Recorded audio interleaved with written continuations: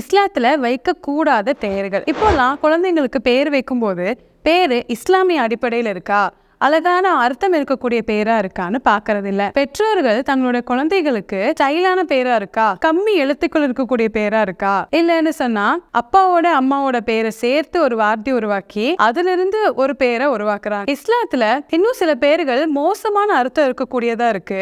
அந்த பேரை சொல்லி காலம் ஃபுல்லா அந்த குழந்தைய கூப்பிடுறாங்க. நான் இங்க நல்ல பேரு கெட்ட பேருங்கிறத சொல்ல வரல. இந்த பேரு வச்சா அந்த குழந்தை ஃபியூச்சர் நல்லா இருக்கும், இந்த பேரு கெட்ட பேரு மோசமா இருக்கும் வாழ்க்கைன்னு நான் சொல்ல வரல. கெட்ட அர்த்தம் இருக்கக்கூடிய பேரை வைக்க கூடாதுன்னு தான் சொல்ல வரேன். உதாரணத்துக்கு ஹசீன் பேரு கேட்க நல்லா தான் இருக்கு, ஆனா இதோட அர்த்தம் சோகம், கவலை. ஒரு பையனை காலம் ஃபுல்லா கவலை கவலைன்னு கூப்பிடா எப்படி இருக்கும்? அடுத்த பேரு ஹசீனா.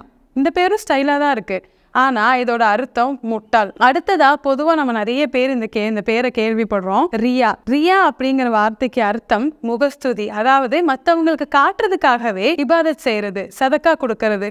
இந்த மாதிரி பேரை வைக்கிறது தான் தப்பு. இன்னும் அல்லாஹ்வுக்கு மட்டுமே சொந்தமான பெயர்கள். உதாரணத்துக்கு ஹாலிக் படைப்பவன், அல்லாஹ் மட்டும்தான் படைப்பாளர். அடுத்ததா மாலிக் அரசர்களுக்கெல்லாம் அரசன், அதுவும் அல்லாஹ் மட்டும்தான். அஹது ஓர் இறைவன். சமது என்றென்றும் இருப்பவன். அப்துத்தார் அப்படின்னு பேர் வைப்பாங்க. இதோட அர்த்தம் வீட்டின் அடிமை அப்படின்னு சொல்லிட்டு.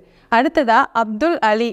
அலி ரலியல்லாஹு அன்ஹுடைய அடிமைன்னு இது குறிக்குது. நம்ம அல்லாஹுக்கு மட்டும்தான் அடிமையை தவிர மனிதர்களுக்கு அடிமை கிடையாது. இந்த மாதிரி பல பெயர்கள் இஸ்லாத்துல வைக்க கூடாதுன்னு இருக்கு. இன்ஷா அல்லாஹ் அதை பார்ட் 2ல பார்க்கலாம்.